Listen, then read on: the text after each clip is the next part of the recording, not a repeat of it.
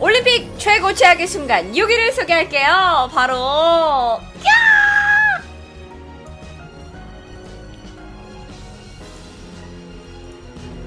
아시죠? 어찌 잊을 수 있겠습니까? 어찌 우리가 잊을 수 있겠어요. 자, 황영조는 1970년 강원도 삼척에서 태어났습니다.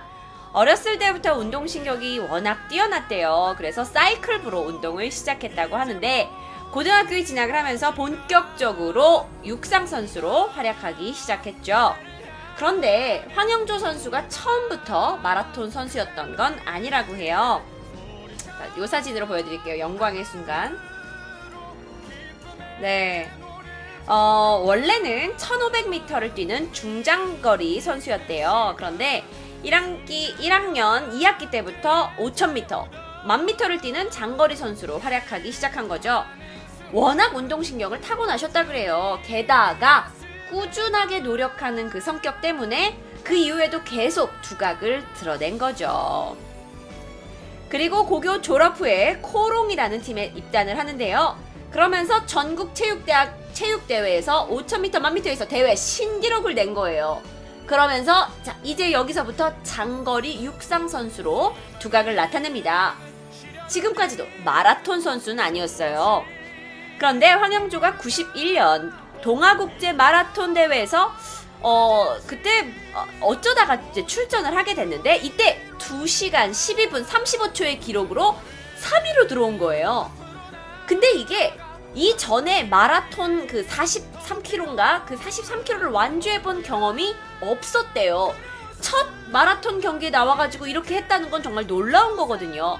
근데 이게 더 놀라운 게 당시에 한국의 최고 기록이 2시간 11분 34초인데 1분 1초밖에 뒤지지 않는 기록인 거예요. 본인도 놀란 거야, 이 결과에. 그래서 이때부터 마라톤의 세계로 발을 딛게 되었습니다. 1992년 바르셀로나 올림픽 마라톤 경기에서 한국인 마라톤 선수로는 여러분 아시지만 1936년 손기정 선수가 사실 마라톤에서 우승한 경험이 있지만 당시에 이제 나라의 아픈 그 시절이었기 때문에 일본의 국기에 그 국기를 달고 금메달을 땄어요. 그런데 대한민국 사람으로 대한민국의 태극기를 달고는 처음으로 마라톤 금메달을 획득했죠. 대한민국 국적으로는요. 네, 손기정 선수는 일장기를 메고 승리 세레모니를 할 수밖에 없었습니다. 자, 경기에서는요, 마지막 스퍼트에 2위, 3위로 쫓아오던 일본 선수와 독일 선수를 아주 크게 차이로 벌리고 1위로 골인을 했는데요. 자, 이 장면 저 영상으로 준비했어요. 자, 옛날 거라도 스포츠는 감동이 있어, 그쵸? 흔들림 없이 선두를 유지한다. 모리시다도 이를 악물고 따라오. 2위 선수. 39km 지점. 마의 고개를 같이 넘었다. 이제는 내리막길. 2m 정도 앞쪽이라면 강영조. 내리막길 천천히 밟고 있는 강영조. 공격을 해야 돼요. 벌어지죠? 드디어 간격이 벌어진다. 강영조. 마지막 스파트를 기대합니다. 강영조. 40km 지점을 2시간 6분 내로 통과한다. 와. 2.19 남았습니다. 오리만 황영조와 모리시다의 간격은 10m에서 20m로 점점 더 벌어지고 황영조의 발걸음은 더욱 빨라진다. 강영조의 함성과 박수는 터져나옵니다. 강영조. 성화대가 보인다. 이번 올림픽 경기장 안으로 들어가. 승리는 눈앞에 있다. 운동장 입구까지 들었습니다. 7만 5천의 관중과 전 세계가 지켜보는 가운데 황영조는 메인 스타디움에 들어선다. 일단은 들어섰습니다. 자, 선두를 밟고 있는 아, 저때 기분이 어떨까?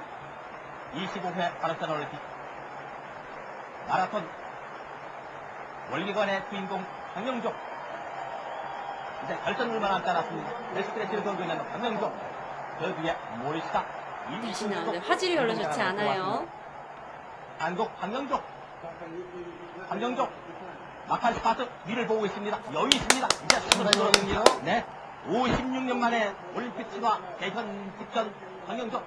직선 범스대치 황영조 여있는 웃음 황영조 오른쪽 아, 황영조 얼마나 좋았을까. 25회 바르셀로나 올림픽 월드관의 주인 홈 황영조 스트레치. 오른쪽 황영조는 손을 들어 황영조. 환호에 답하는 영혼을 보이며 결승점을 금메달, 통과. 올림픽 금메달 2시간 그리고 13분 실업. 13초 기록은 2시간 13분 아, 23초. 한국의 황영조 금메달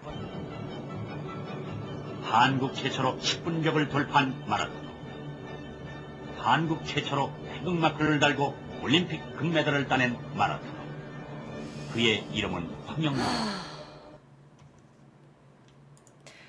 참 올림픽의 순간들은 몇 년이 지나도 그 감동 똑같은 것 같아요.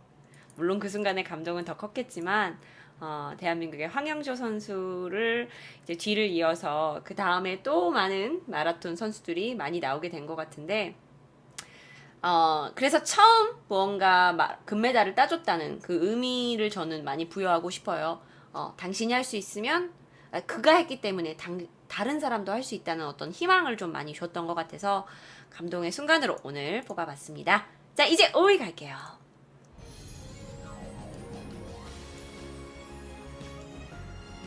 자, 그거 아세요? 바로 이 선수가 올림픽에서 메달을 가장 많이 딴 선수입니다. 자, 여러분 종목을 한번 맞춰보세요. 대한민국이 올림픽에서 메달을 가장 많이 따온 이 선수의 종목은 과연 무엇일까요? 그렇죠. 대한민국 하면 양궁의 국가죠. 자, 금메달 4개, 은메달 1개, 동메달 1개로 총 6개. 종목은 양궁이고요. 김순영 선수는 대한민국에서 가장 많은, 그러니까 금메달, 동메달, 은메달 다 합쳐가지고 메달을 획득한 선수로 랭킹이 됐습니다. 그 외에요. 2위에 전희경 선수 금메달 4개, 동메달 1개로 2위에 했는데 전희경 선수는 쇼트트랙, 3위에 진종호 선수는 사격, 4위에 박승희 선수 쇼트트랙, 5위에 이호석 선수도 쇼트트랙입니다. 그러니까 보니까 우리나라는 양궁, 사격, 쇼트트랙은 이거는 우리나라의 금바친 거죠. 자, 김순영 선수에 대해서 조금 얘기를 하자면요. 양궁을 사실 본격적으로 시작을 한 지 2년 만에 국가대표 선수가 됐다고 해요. 그런데 1988년 서울올림픽에서 단체전 2관왕, 92년 바르셀로나 올림픽에서 단체전 금메달, 개인전 은메달, 그리고 93년 그녀가 갑자기 돌연 은퇴를 합니다. 그리고 평범한 주부로 돌아가죠. 그러다가 1999년 9월 다시 활을 잡고 메달을 저희에게 이제 좋은 모습을, 경기 모습을 보여줬는데요. 대한민국에서 가장 메달을 많이 가지고 있는 분이죠. 지금 김순영 선수와 김종호 동률입니다. 6개로요. 아, 그래요? 잠시만요.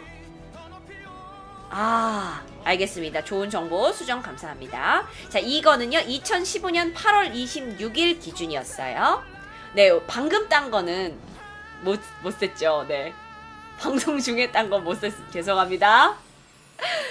자, 요게 오늘의 5위였고요. 그 다음에 4위는요, 여러분 제가 오늘은 좀 올림픽을 대놓고 좀 홍보하기 위해서 제가 가지고 왔는데, 자, 여러분 4위는요 2018년 어디서 올림픽이 열리죠?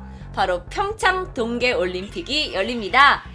기간은요 2018년 2월 9일부터 25일까지 열리고요. 대한민국의 평창! 강릉에 있어요. 여기서 평창과 정선에서 열리게 된대요.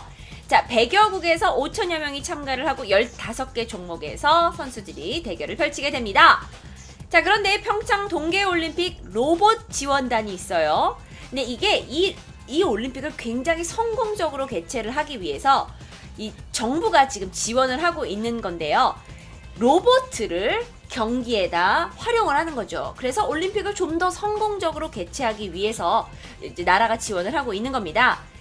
우리나라의 카이스트 오준호 교수가 세계적으로 로봇 분야의 권위자시래요. 근데 이분이 총 감독을 맡아서 이 공항, 그 다음에 경기장, 프레스센터는 기자단들이 있는 곳인데 그곳에서 홍보, 안내, 서비스들을 다 이 로봇들이 하는 거예요.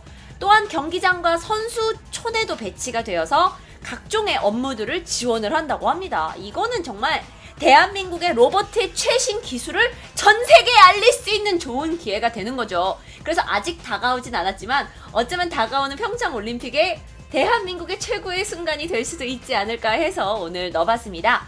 자, 평창 올림픽이 우리나라로 선정되는 그 순간 저희 한번 다시 느껴볼까요? 자, 갑니다. 그때 떨렸죠.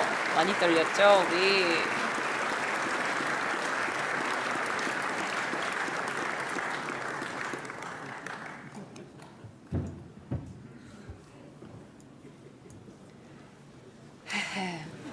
벌써 떨려.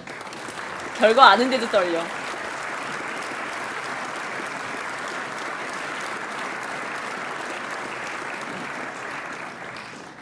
The International Olympic Committee has the honor of announcing that the 23rd Olympic Winter Games in 2018 are awarded to the city of 동계올림픽은 어디서 열릴까요? Pyeongchang. 예!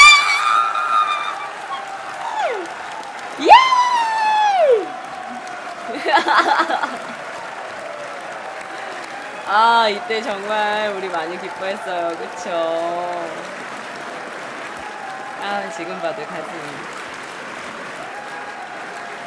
네. 온 국민이 기뻐했던 순간입니다. 자, 그런데 저희가 뉴스를 제가 살짝 가져왔어요. 지난해 우리 기술로 만든 로봇 휴보가 세계적 권위의 로봇 대회인 다르파에서 우승을 차지했는데요.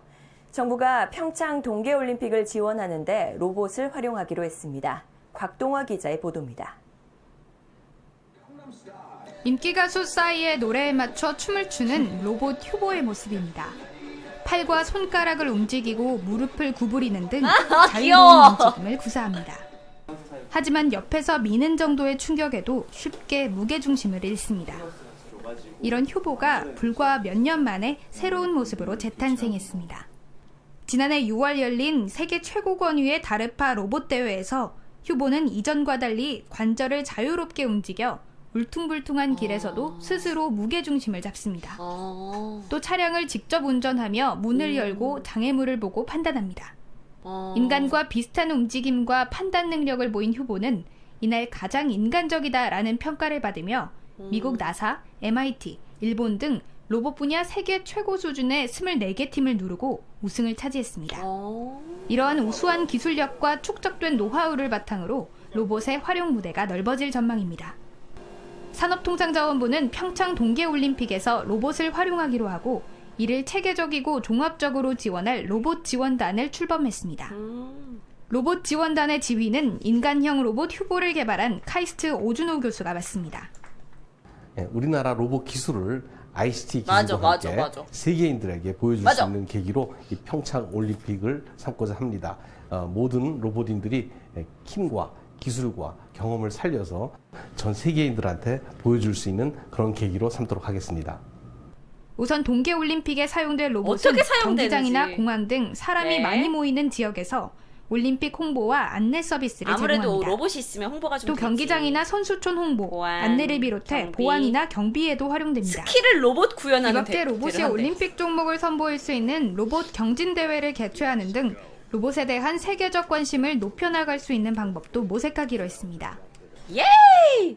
자, 물론 저희는 지금 리우 올림픽 그 시간에 와 있지만 한국에서, 대한민국에서 열린 평창 동계올림픽도 많이 여러분 응원해 주시고 기대해 주세요.